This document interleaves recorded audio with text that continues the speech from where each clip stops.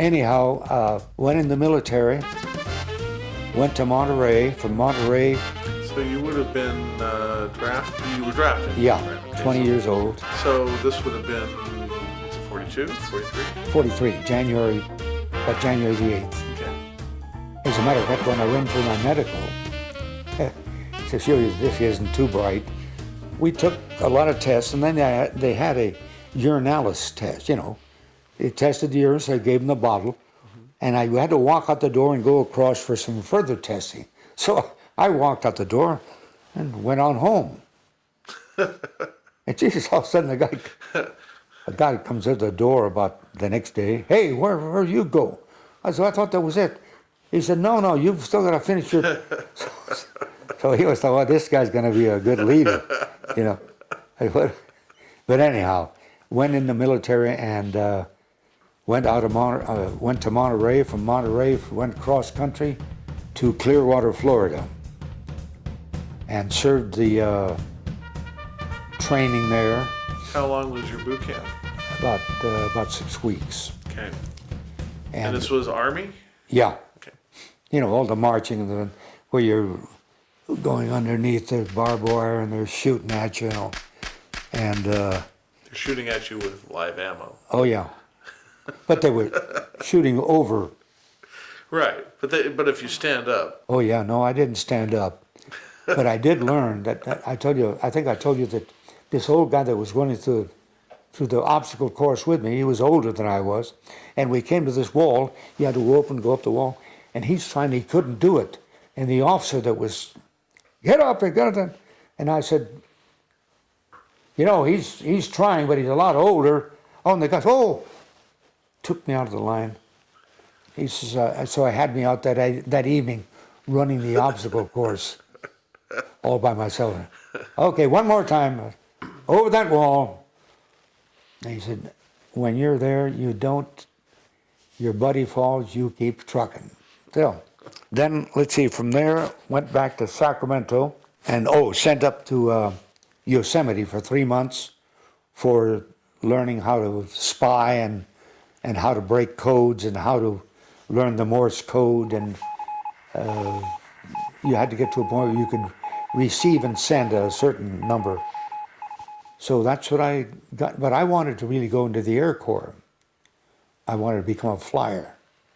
So I took all the tests and went through the written and the physical, wrote on my orders, cannot be shipped, awaiting shipment to Shepherd Field, Texas for training, for flight.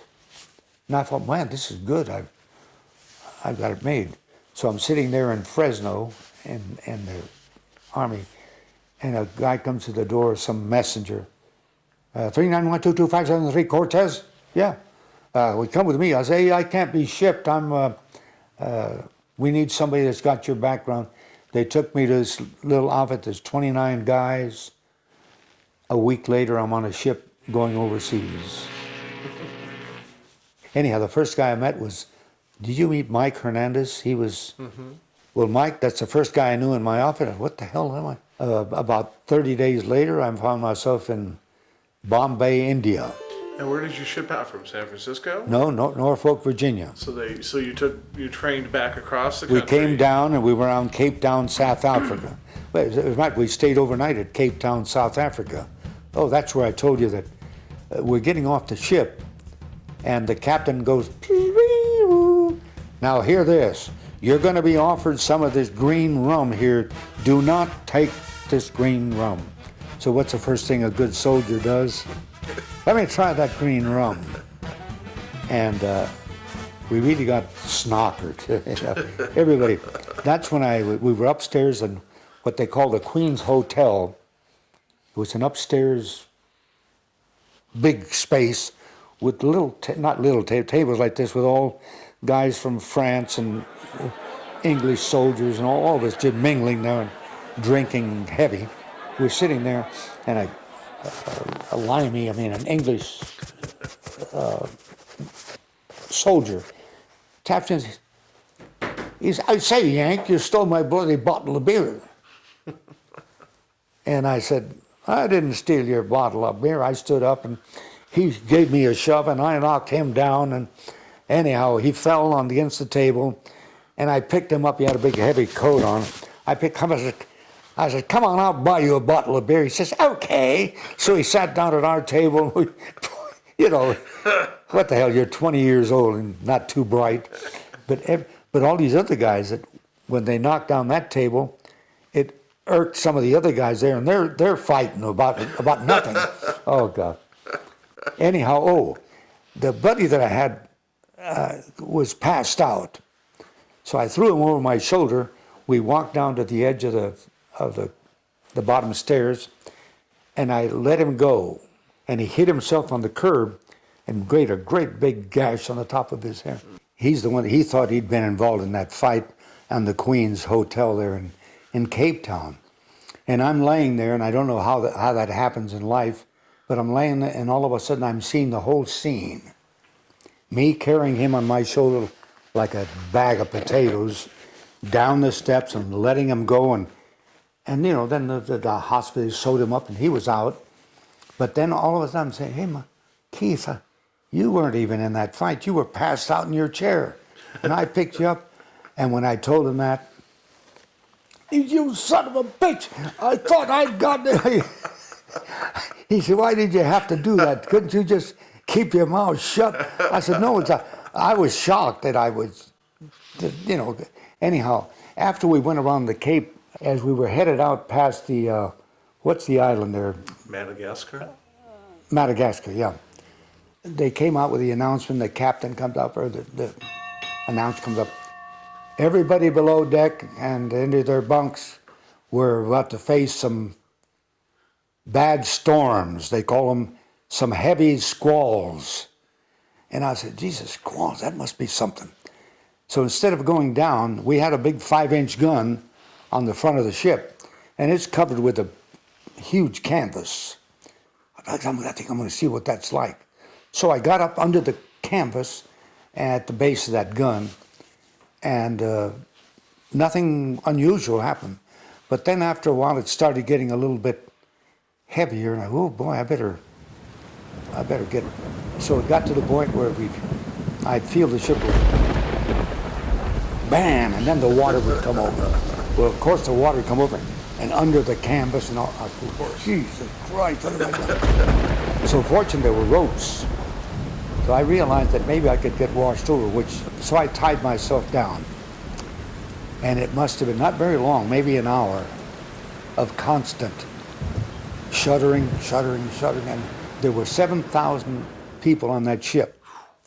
When it finally got to where we were sailing, where am I going to go? Nowhere. So when daylight came and people started coming back up on deck, and my buddy, I was like a drowned rat, but anyhow, I came out, the sun came, a beautiful day, and Mike says, I wonder what the hell happened to you, you know, because he didn't see me down in my bunk. I didn't want to tell anybody either. But, oh my God. Another intelligence test. Oh, absolutely. My mother was right. It took us 30 days to go over from Norfolk, Virginia to there. So then, by the time, all you could do is you'd wait in line, go up and have your lunch and get back. That was it, or stay on deck or play cards. So you had 2 meals a day.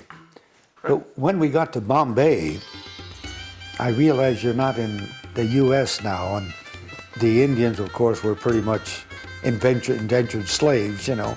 That year they had 550 inches of rain.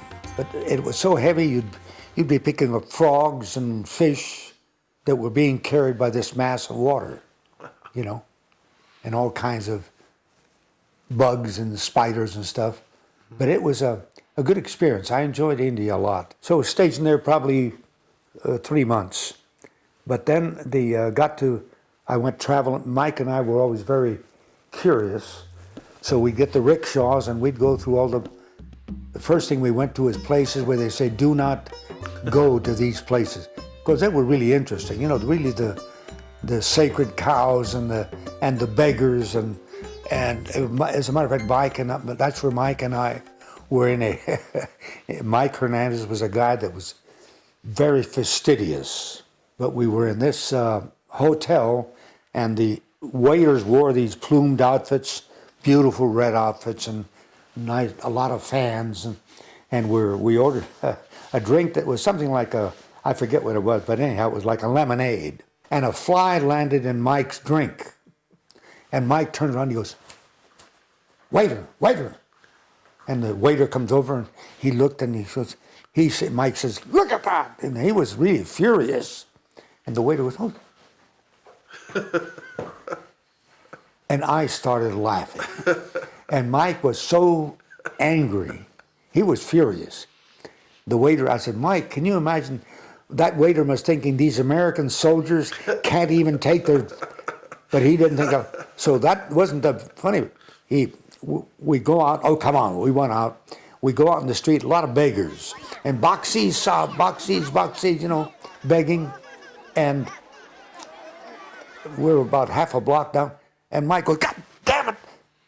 The guy stole his watch. Or some little kid, He's holding his hand, boxies. Right. But in the meantime, that was from the drink to that. I said, "Mike, this isn't your day." Oh, he didn't think that was, and that's been a lot of years ago.